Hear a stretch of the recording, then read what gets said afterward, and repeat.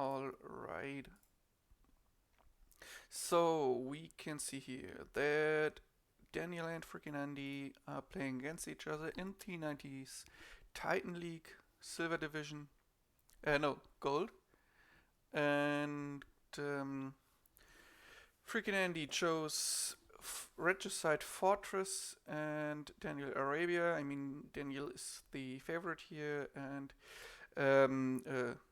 Arabia player, open map player. Um, so he should pick the map he is most comfortable with, and yeah, Arabia, the standard map, obvious. Regicide Fortress is interesting. Um, Maybe Andy just thinks he has a good chance of sniping the king, or just has a strategy there. And Scandinavia is the last map that wasn't banned regarding civs.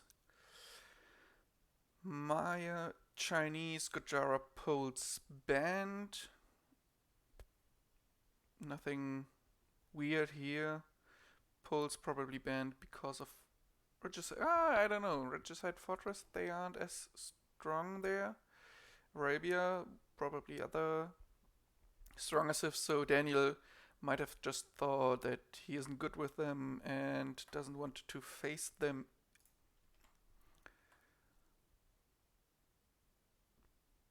Um, Maybe I should change this to English. Yeah. Mongols are strong on Scandinavia. Um, there's a lot of hunt and less berries, so Mongols get stronger there.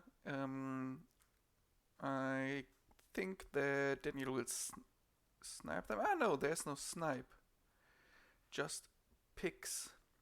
Yeah, then Mongols is 100% the best civ on Scandi for Andy. Um, Japanese by Daniel, probably also for Scandinavia. There's also fish. Arena is might be Hindustanis. Um,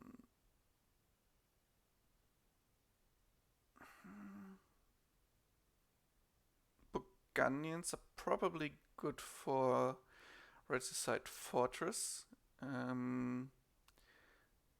with eco upgrades and maybe even a fast. And Britons, Arabia, Regicide Fortress, all good. Aztecs, I don't see Aztecs except for maybe Arabia, but I don't think you will play them. Cumans, that's probably the Regicide Fortress for Andy. Bengalis are not bad there. Portuguese, possible, but maybe Portuguese also for Arabia with the wood bonus on berries. That's a possibility. And if I see that correctly, we already have a lobby code. Let's see.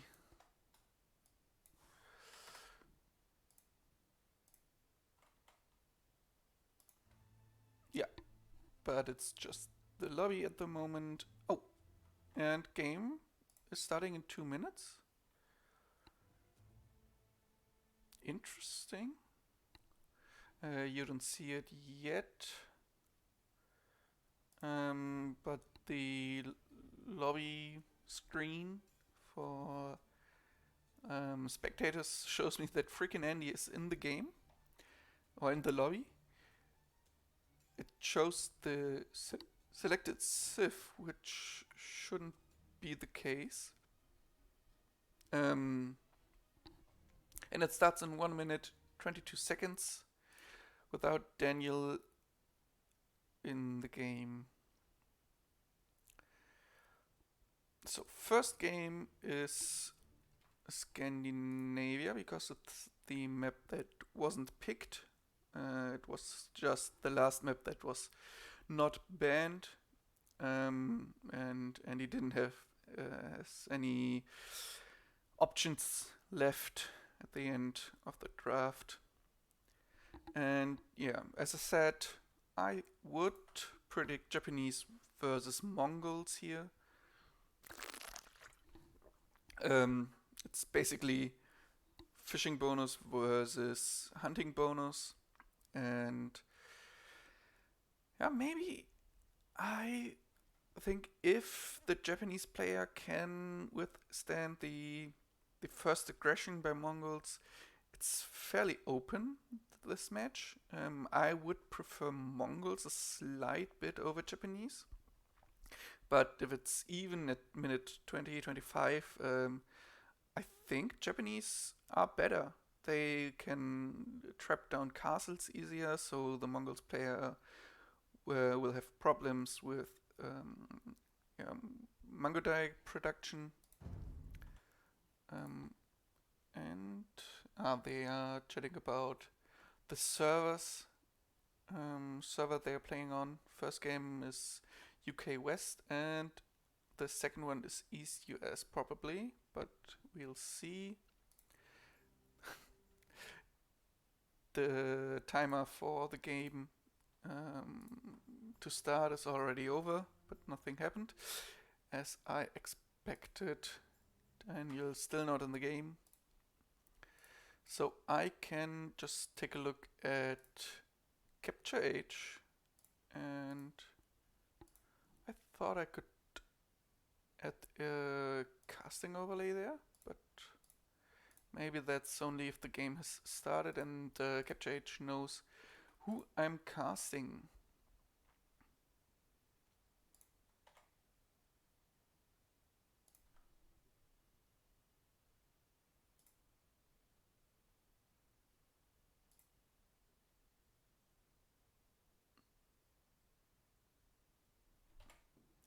Um,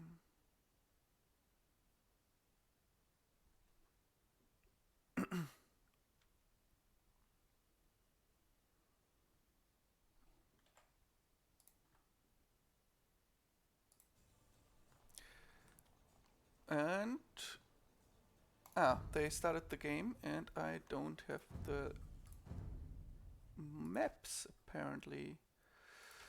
I thought I subscribed to the map pack.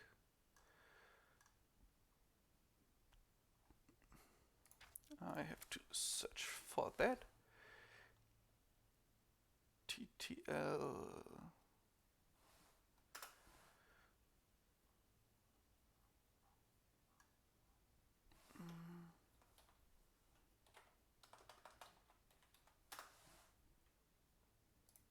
T90s Titan League map. I've subscribed to the map pack for season 1. That's the problem.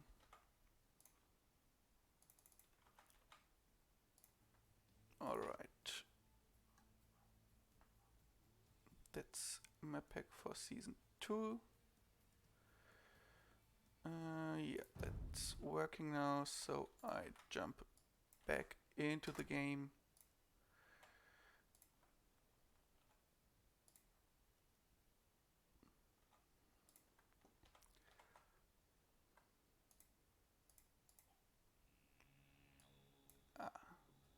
Oh, and it is Scandinavia, as expected. Mongols versus Britons. And we'll jump over into that game. It's a little bit fast. So FreakinAndy with the Mongols in orange on the north side of the map, Daniel with Britons on the south, and yeah, fairly normal start here, nothing special except that Andy already has the scout on Daniel's shoreline, where Daniel has his villager going to. And Andy doesn't notice the villager. It's a little bit too far. Searches around. Builds a dock himself over here. Yay. Daniel has prepared the walls as he saw the scout at his wood line. So nothing to get there for Andy.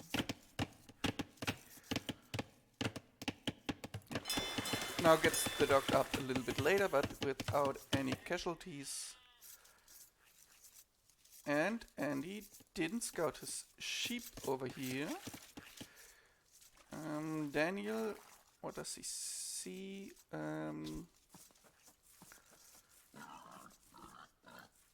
I can't switch here apparently. Yeah, he didn't see the base of Andy yet, but might find the sheep. And I'm not sure about the laming rules. I think he can take them, which is great for Britons. Yeah, he takes them. Might still be illegal, but I don't think so. And if he gets the sheep over, that's a nice boost to his early food eco.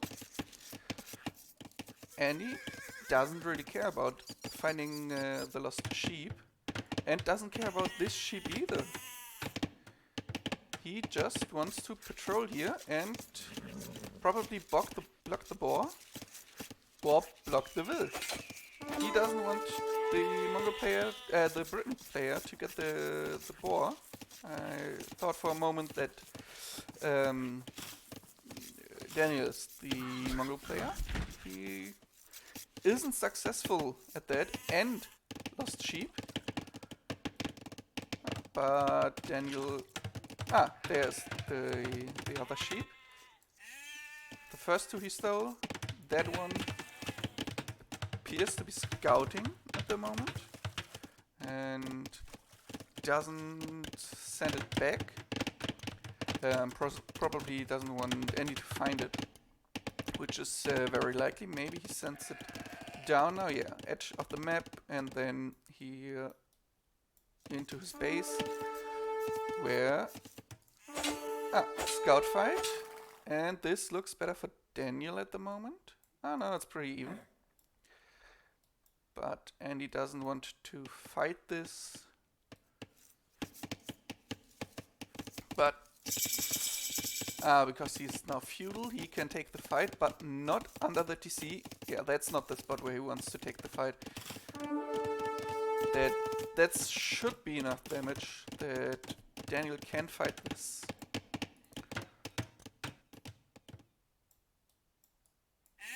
Daniel still not moving the sheep back.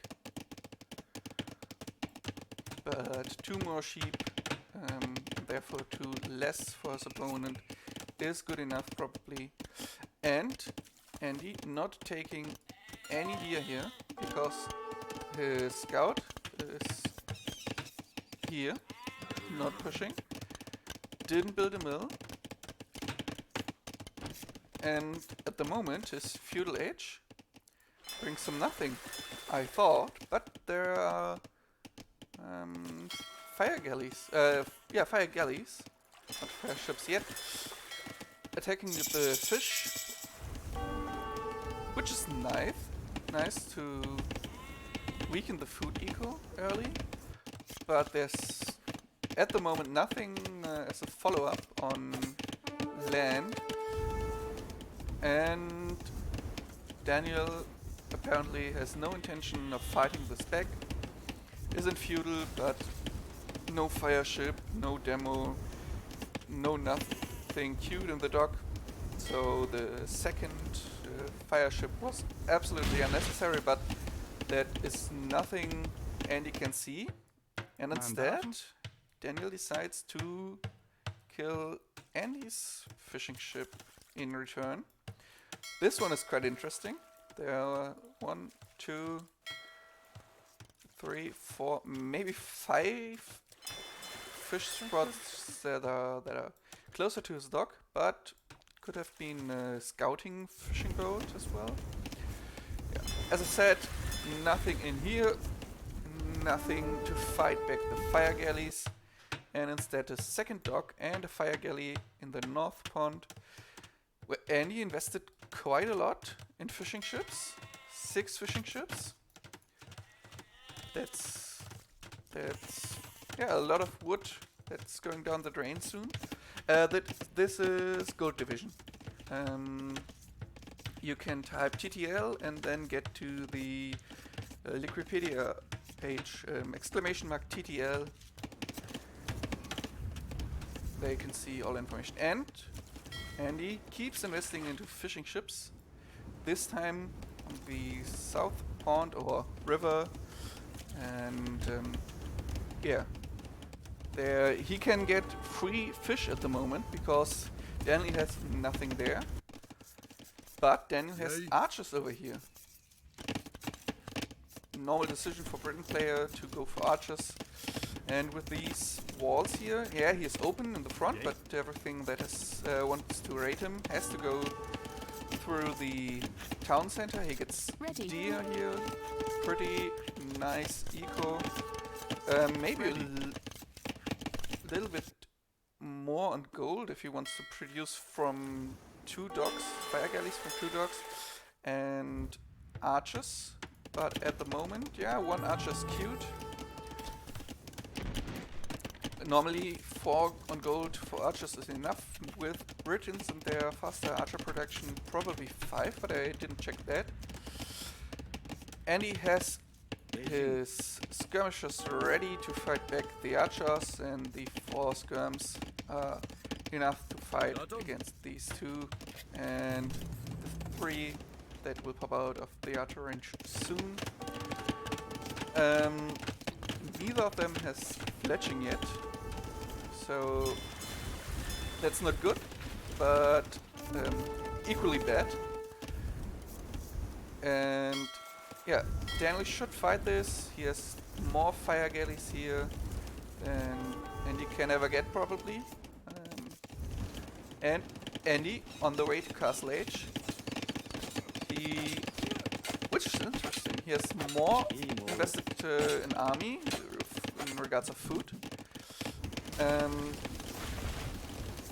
Now takes the hunt here, but only with 3 villages. I think he should go on it more, unless he wants to go for ranged units like archers himself. Ready. But at the moment, no military queue, and the armor for horses, so he wants to go calf, but I don't see stable yet. His food eco, 4 on food, not good. Yeah, he has 3 fishing ships that are not included here, I think. It is. He just lost the hunt here to the fire galleys. And then is up to Castle Age as well.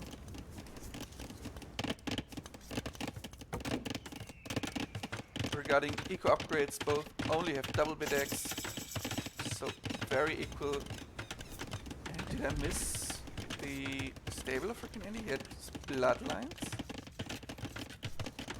Ah! He has 2 sneaky stables here and stab lancers, and it's open here. If the stab lancers can get in here right now, he waits. He wants to have probably 4 or 5. Should be fine. If he gets in here, that could give him insane value. They're so good at sniping vills very fast.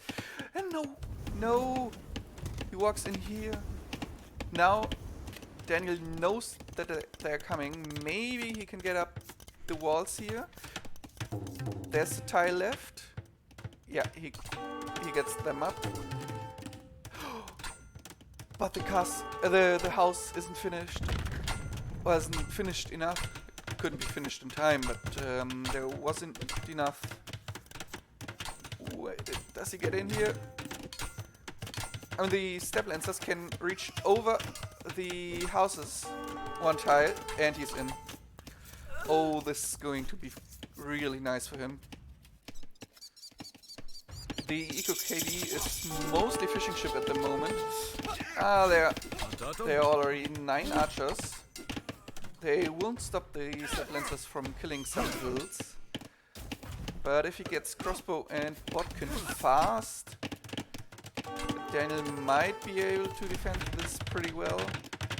Wants a knight probably. Sees the siege here. And there's a mangonel, but crossbows with bodkin by Britons can fight Mangles pretty easily.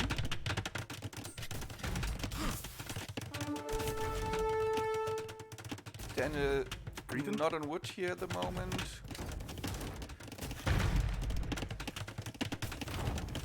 And apparently Daniel has problems affording the crossbow upgrade. Ready. Which makes him equal range with the Mangonel at the moment. So he's kind of relies on the knight to get the Mangonel.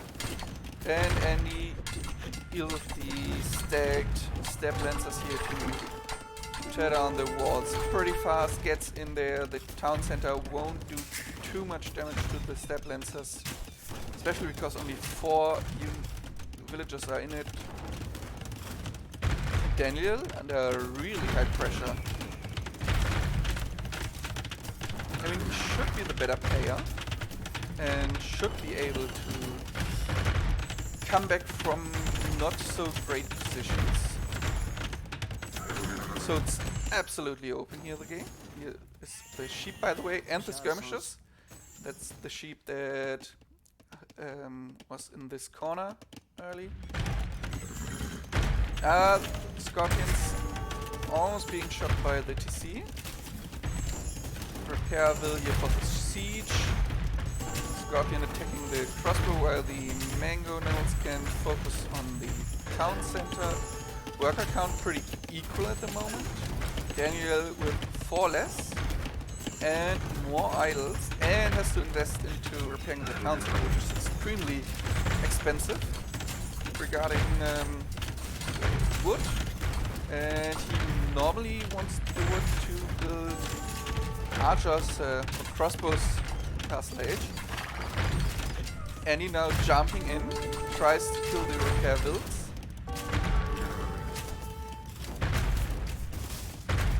Now it's a monk against the knight. They retreat, second monk. I'm not aware, no. So I said, when we hit minute 25, Mongols will have problems earlier. I said it against Japanese, not Britons, but it's always the same for Mongols. At minute 25, with Castle Age, you get problems. But maybe with the stab lancers, we can play around these problems they normally have.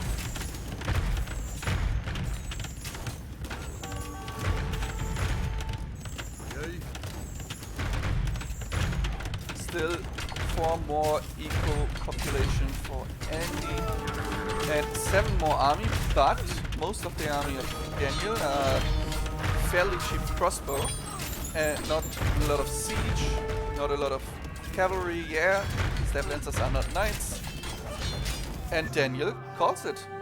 That's the first win for FreakinAndy, and a very convincing one in my opinion. That was nice by him. And not bad by Daniel either. But maybe he invested too much into water on this side to get all these fire galleys out. Yeah, they killed the fish eco of Andy and harassed the hunters here, which is always nice against the Mongols player. But he was a little bit late to Castle Age. Even though he lamed 3 sheeps, of which he ate 2, which is even better for a British player. And Andy played it pretty clean. Had fishing eco here, while Daniel, who invested a lot into this pond, only took advantage of it with 2 fishing ships. Statistics, yeah, here were a lot of archers by Daniel and Andy, just militarizing away. I don't think that's the word, but I don't care.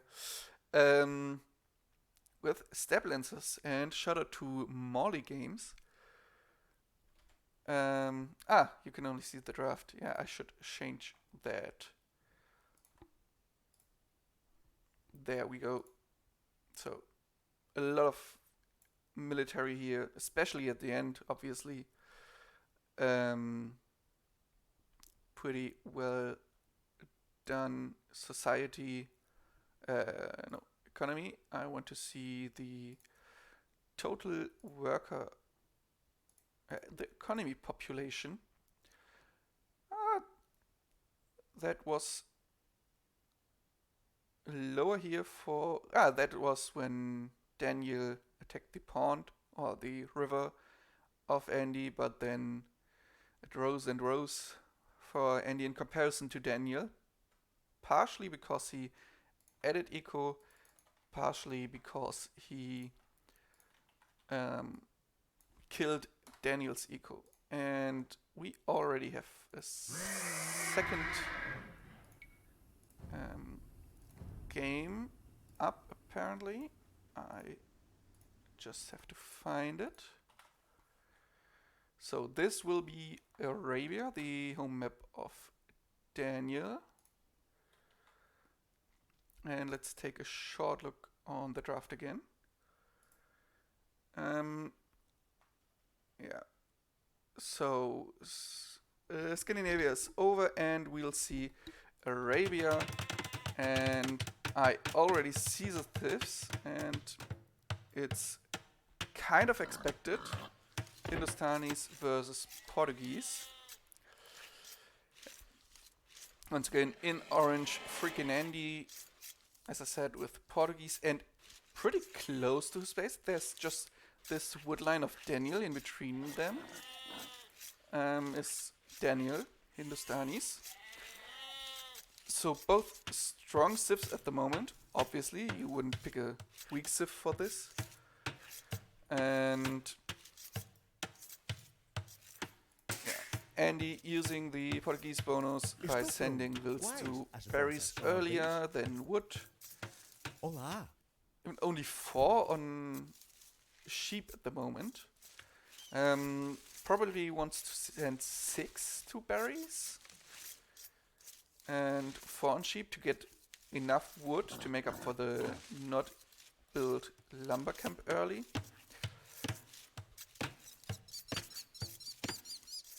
And Daniel here with the normal build up, 6 on sheep, at the moment 2 on wood, but more to come.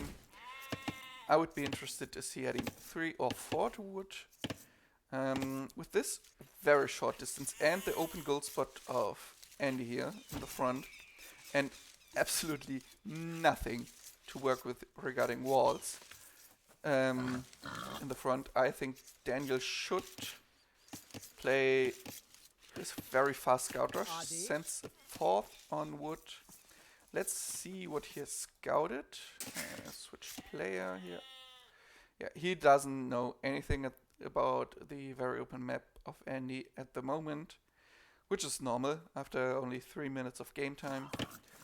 And he's getting his first boar at the moment.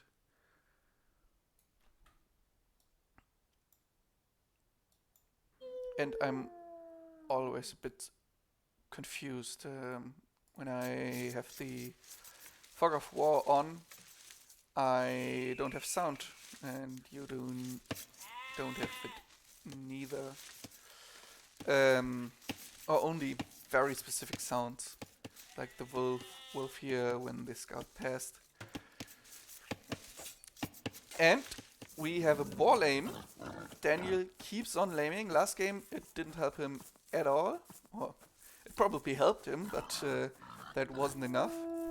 And all that while Andy was pushing deer, he noticed that the boar was running away and runs over to Daniel's base to prevent that. Does he know where the base is?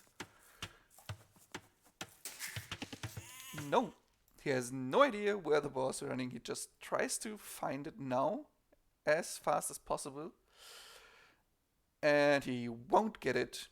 That's just another lame of Daniel that is very successful. And you know, with 5 on wood, that is quite a lot for a Portuguese player, in my opinion. And we see Militia by Daniel. Adish. 2.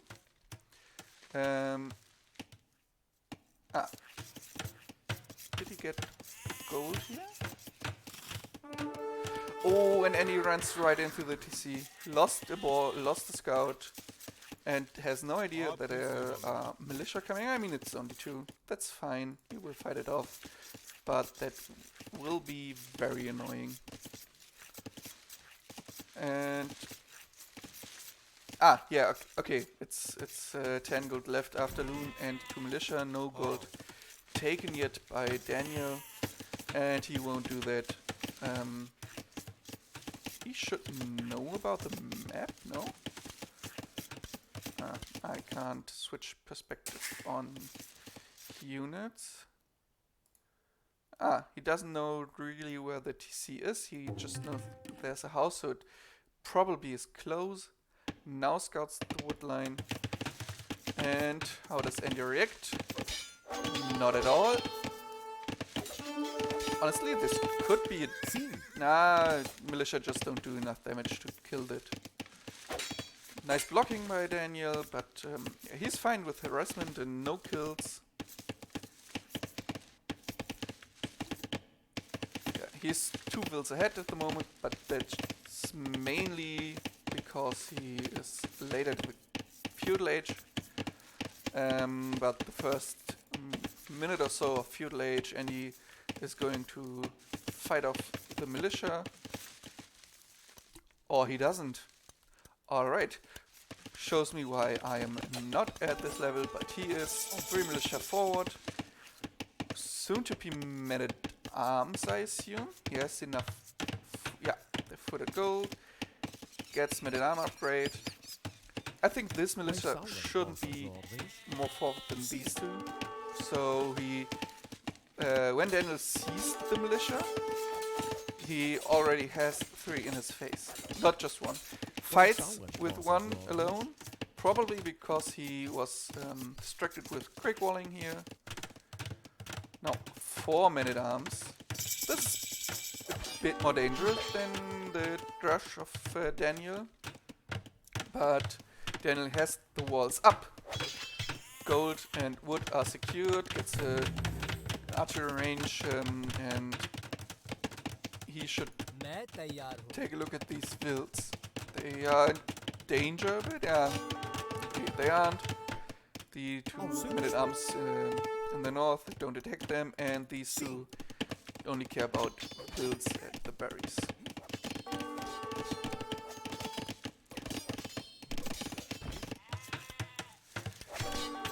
So, Andy also with an archery range has a skirm and an archer in Q. Will defend against the drush pretty easily, but that's kind of planned. Archer and skirm already in front against 2 skirms. Without the help of the men-at-arms, Archer and skirm should lose this, but men-at-arms are quite good at dealing damage and forcing them away.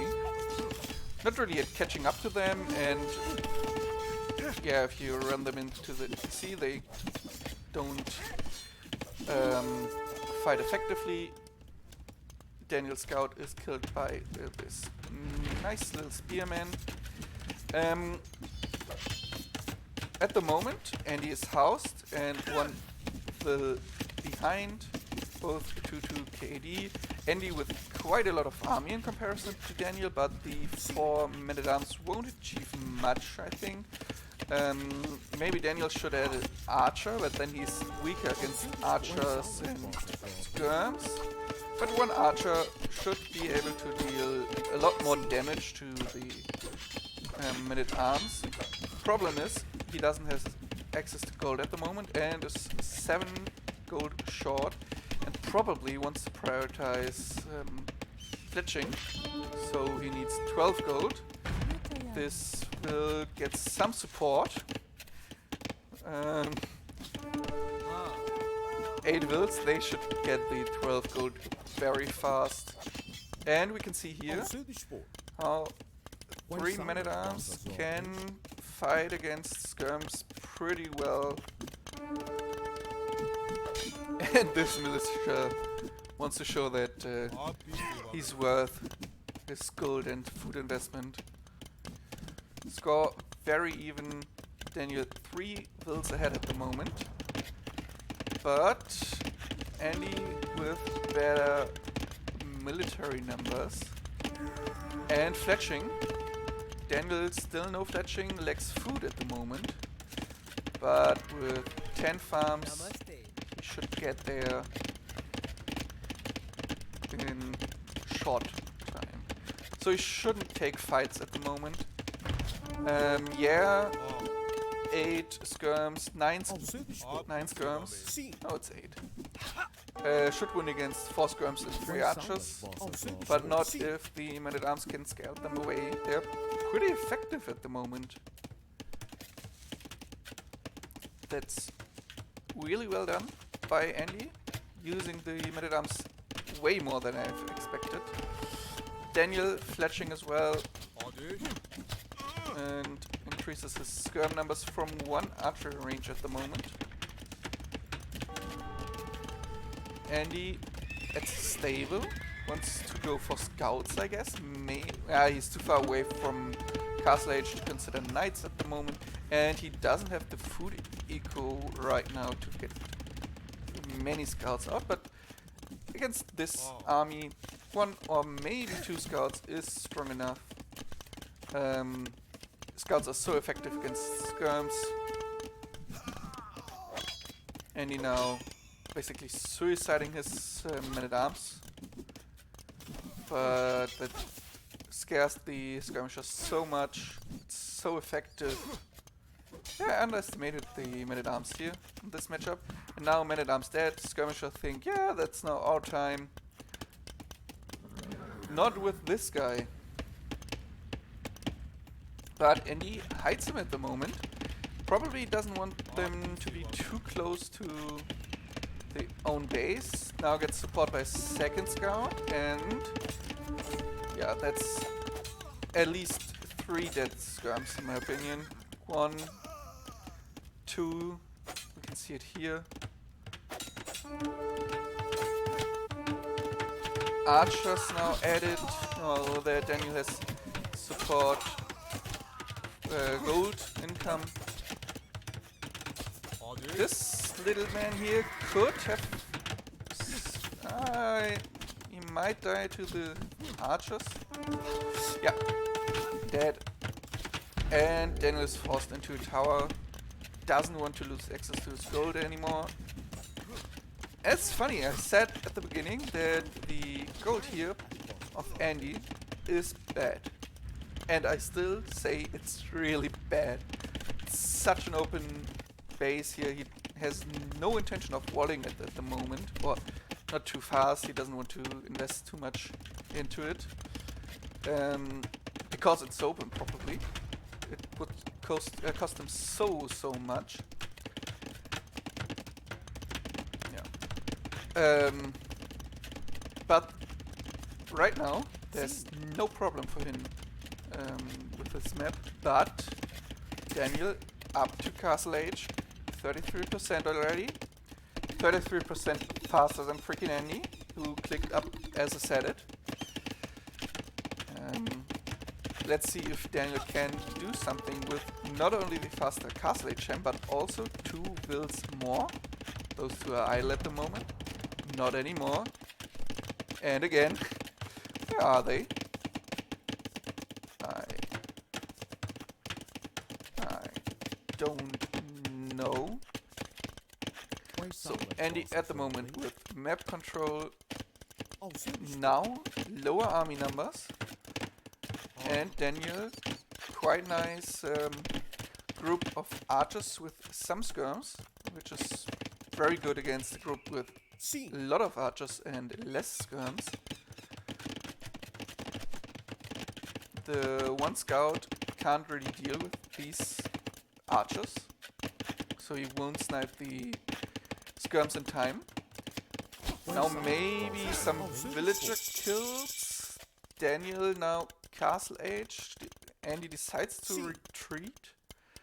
Wants to keep the army and doesn't want to suicide it to lower the crossbow numbers of Daniel, who now gets crossbow and bodkin, and gets it before Andy is in castle age, and he has to go back, abandon his gold spot, and the archer rangers in front now aren't so nice, because he can't get to one big ball of archers or crossbows. Yeah, also gets crossbow and bodkin. And he also 4.5 fills behind, which seems to be consistent. But Daniel doesn't have the stone for extra TC, doesn't have the wood either, but maybe if he had the stone he would try to get it. That means he plays it aggressive, plays fast university ballistic, and Andy, he has the stone, lacks the wood, no extra TCs by him. So both 1 TC at the moment. Daniel with better numbers, 23 to 14, both equal upgrades for their crossbow, +2 attack, +2 range, and +1 for both defenses. Equal upgrades, Daniel both wood upgrades, Andy none, and both horse collar. And maybe the most important upgrade, Daniel has ballistics, which makes attacking and retreating so much harder for Andy. And Andy calls it. Yeah, I think it's over, not completely over, but really hard to get back. Andy had the wood to maybe build in a siege workshop, but I think he couldn't get the single mangonel without gold. So yeah, he already sold his stone and mined stone to get more gold. Didn't he know about that gold spot? He knew about it. Scouted 2 tiles, but didn't went for it. That's Daniel. Yeah, and he knew about it as well, but decided that stone is better. Yeah, bad position for Andy, bad map for Andy. I think this gold spot basically cost him the game. Maybe the later uptime, but if this gold spot would have been here, it would have been way better. Alright, I think we don't need much statistics here. Way better military after minute 20 for Daniel. Ballistics didn't matter too much probably, but would have if the game would have been 5 minutes longer. Let's see what APM they both had. Maximum APM was Andy with 160 after 20 seconds, so basically building 2 houses, getting sheep in, getting villagers in, creating villagers, first scouting. All that led to this spike, otherwise, very similar. So, next map. We will see Regicide Fortress. Basically my favorite map of the ones we see here, at least for casting, because we always have to look out for king snipes.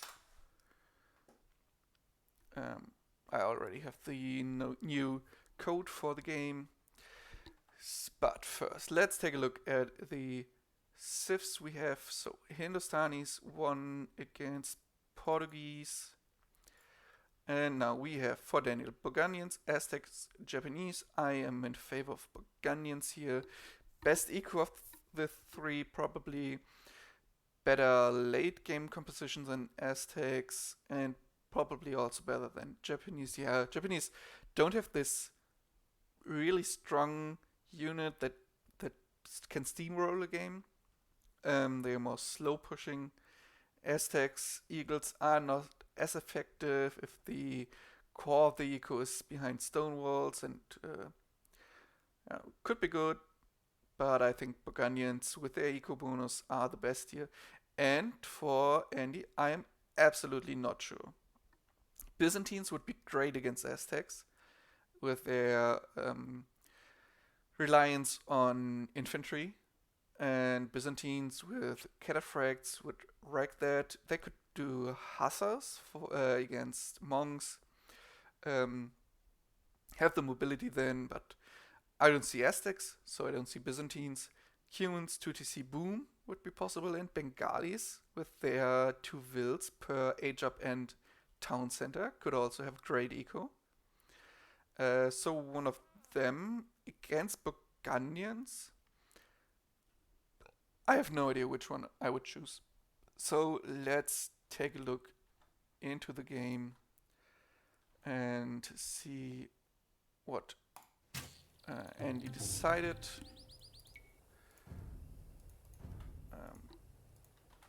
Why isn't it working? Let's try it again. Okay. And we see Bengalis against Burgundians. Now just capture age. There we go. So again, fast forward a bit.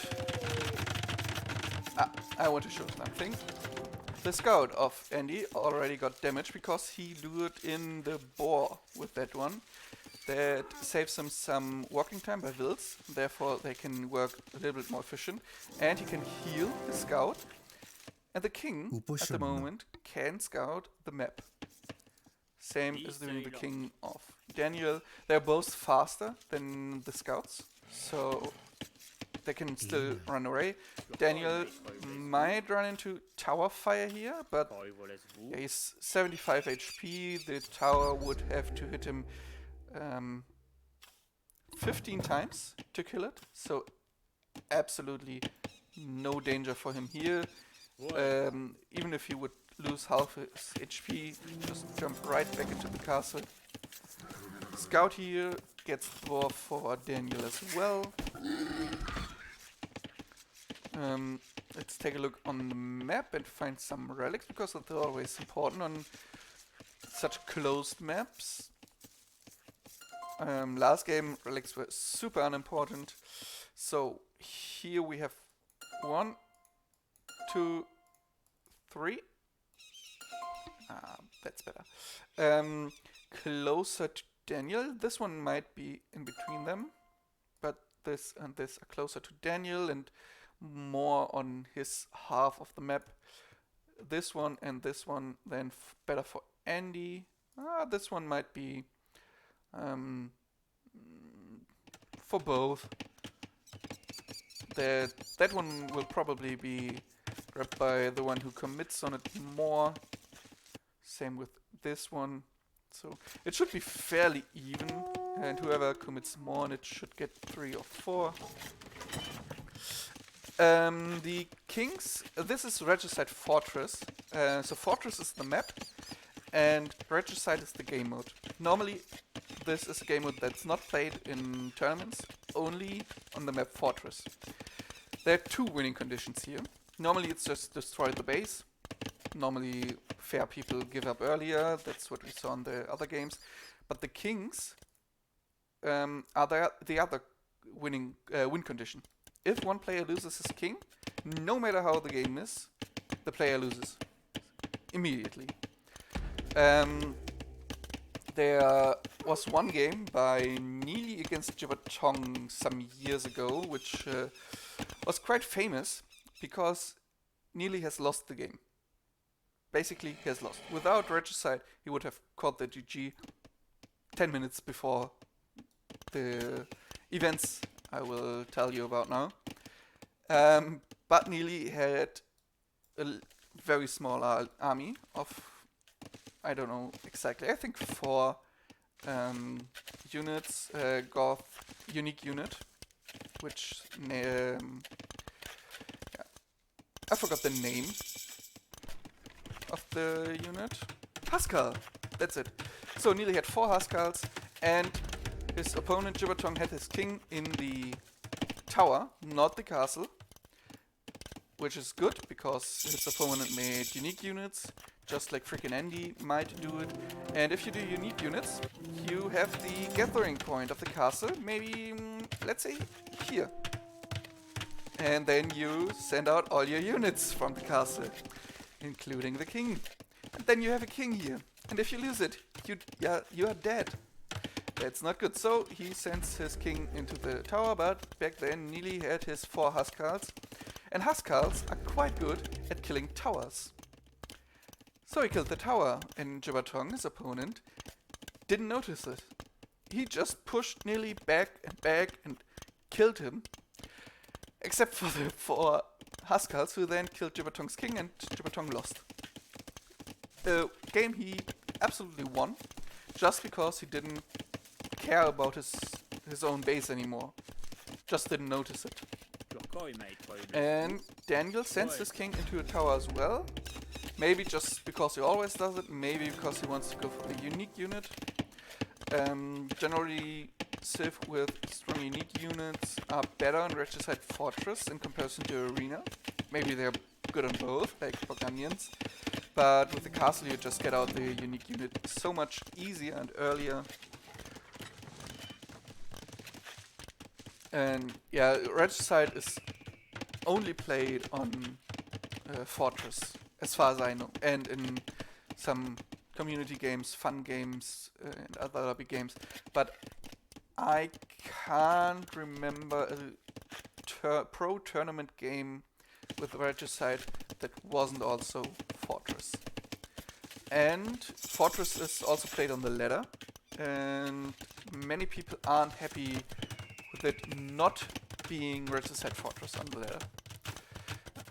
So now FreakinAndy has more wills at the moment, 28, 24, because of the Bengalis bonus, that these 4 wills are probably exactly the 4 he got. And also has his DCs up earlier at 2. And Daniel instead decides to go for the relics and already does husbandry. That tells me a bit that he wants to play very aggressive. Maybe doesn't. There's 1 TC. How did he lose 20 stone? Did he build outposts? No. So, what is Daniel doing here? He has 90 stone. Did he sell stone? No, he doesn't have a market. What am I missing here? He just had 80 stones, collected 10, now collects 10 again. Did he repair anything? They can't repair the castle or the tower, they weren't attacked. Wait a minute.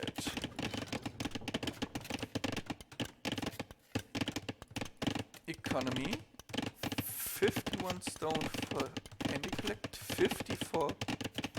Ah, of course, Regicide Fortress starts with their stone. That's it. So, Andy's sniping the first monk. Was it the first monk? That's the second monk. But loses a scout here.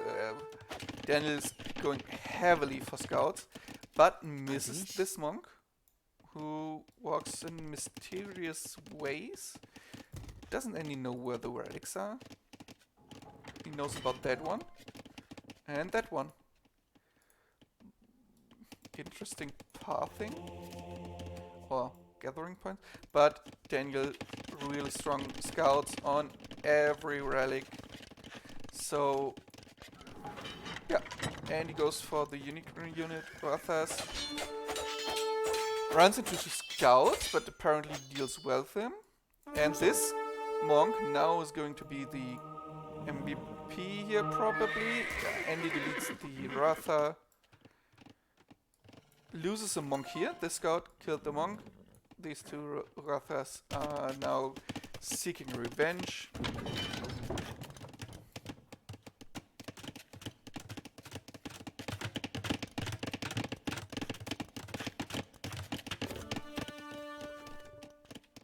So, apparently, Daniel wants to get relics in, which he's pretty good at the moment. 1 and 2 basically secured. Scouts the Grathas, maybe wants to convert them now. Yeah. Is going to convert 1, but might lose the monk here before that. They, I don't know, gets the conversion pretty fast in my opinion. I didn't count the seconds, but I'm sure that was on the faster side.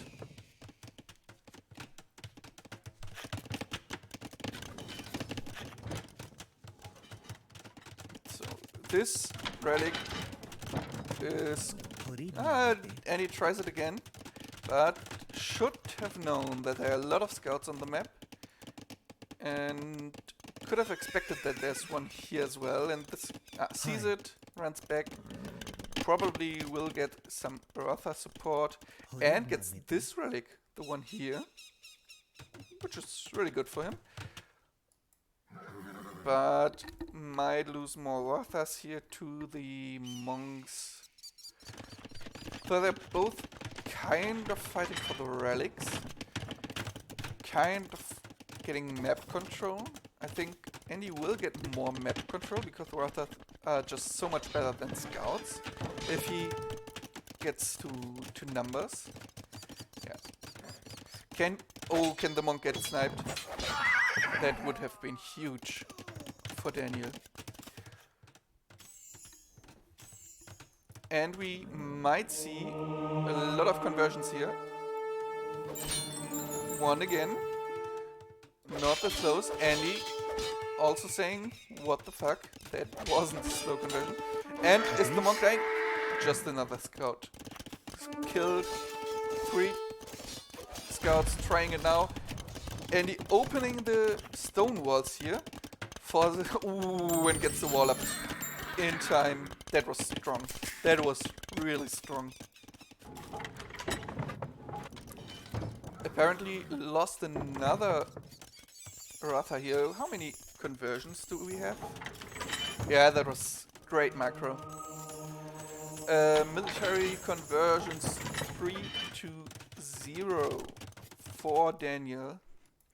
It's quite a lot of worth out of his monks. How many relics did he get? 3 to 2. That should be now in this one is 1. Yeah, the monk is still in here. With the relic? Where's the relic? Is it possible to garrison a relic with a monk in a TC? If so, I didn't knew that.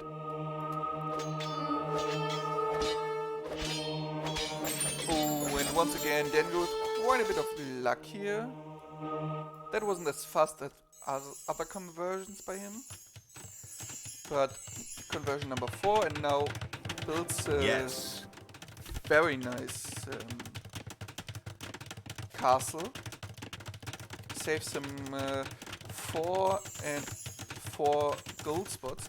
As far as I know, Rothaf are not more vulnerable to conversion as other units.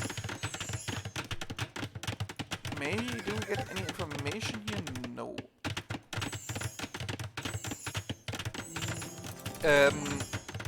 Yeah, I don't think there are units that are more vulnerable to conversions, just scouts and eagles, and tutoring units more resistant. Ooh, and now 2 more monasteries for Burgundians. I mean, they don't have bad monks. They should get most upgrades, so pretty good monks. And Imperial Age. So this will probably be a push with monks and traps. By the way, builds 111 for Andy from at the moment 1, 2, 3, 4, 5 TCs against the 92 builds from 1, 2, 3, 4 TCs by Daniel. So the will lead will stay at Andy until he might consider not building any more builds. And Andy also up to Imperial Age. Has 2 castles as well. Now sees the castle by Daniel in front of his base. And we see Kuslier. Yeah, so probably Kuslier, a lot of monks and some traps. Pretty strong army composition, especially for an early push. And Andy, nice outposts here, wants to see what is happening on the field, but with no idea what is hiding behind this. What does he have an idea? He sees one monastery, sees that there are builds on gold, sees a castle. Now block printing, very fast illumination, which should be the upgrade that makes monks from a group not all lose their faith, their monk juices. Just now again, 2 conversions. Wood is gone. And going a bit wild here. Absolutely not happy with that. There's a castle out here and another TC. 6 DCs for him. If he would have built it a bit faster, he would have gotten 2 more builds from it. Now 135, 145, 5 more builds from aging up to Imperial Age with 5 TCs. Trap out for Daniel. Another castle here, right in front of the base of Andy. But I'm not too happy about the place he wants to enter the base. He has to go through this wood line. Not the best, but his push is pretty devastating. Gets architecture and hoardings. His castles will be so strong. 4,800 HP on Andy's castles. 6,389 plus architecture. 7,000 HP worth is 4,800. That's a lot. And 2 traps for 3, 4 traps queued for Andy, 1 on the field against 3 on the field, and 2 more queued for Daniel. Maybe Daniel has some queued behind Kuslier, that would be not so good. But no. Nope, that's good. Traps are at the moment much more important than Kuslier. Here we have an armored elephant, that's the main. Trying to get down the traps and should do quite a lot of damage, even though the bill is repairing here, does a lot of damage, but Kuslier should take care of that. Nice aggression here by Daniel.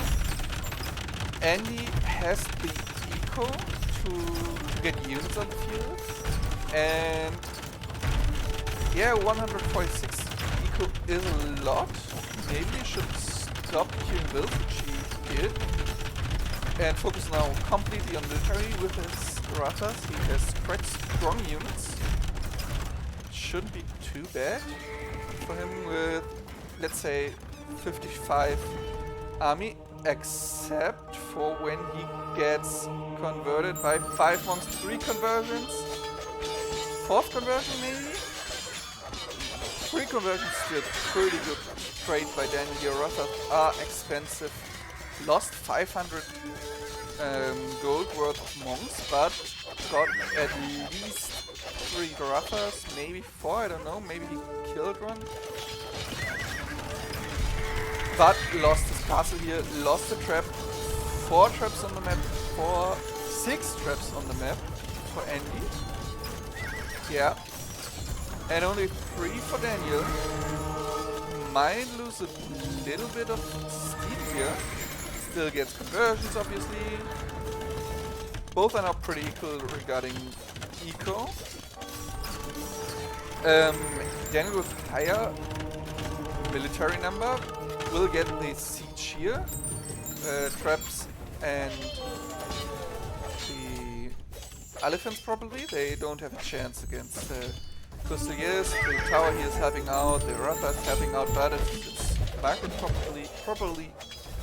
That shouldn't be a big problem for Daniel.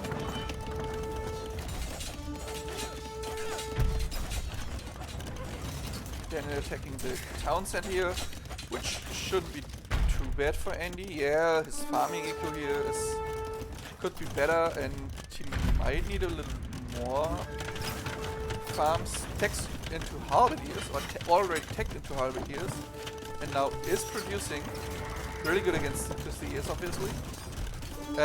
Even though they have their charge damage, they can't really handle a big mass of halberdiers. And it seems like Daniel retreats. His monks are going back. They aren't good against halbs either. It's just not worth it to basically sacrifice them just to get cheap units. Especially if these units didn't cost any gold. But he once again gets 3 conversions. Just Daniel thinks here. 4 conversions. How many conversions did he get already? 82. I mean, not all of them were crazy fast or anything. Absolutely not all. But some of them were quite unfortunate for Andy.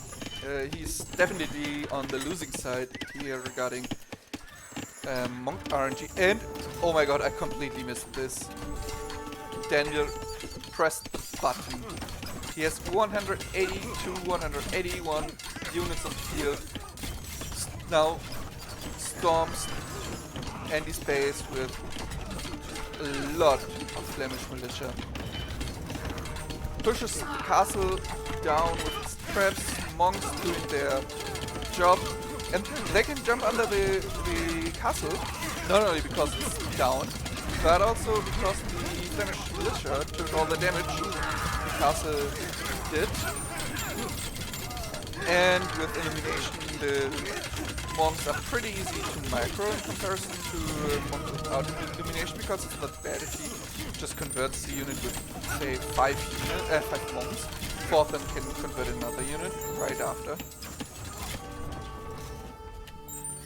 And all of a sudden, Daniel looking strong here. Question is, can he kill enough to justify the loss of basically all his equals? He's at 20 vills at the moment.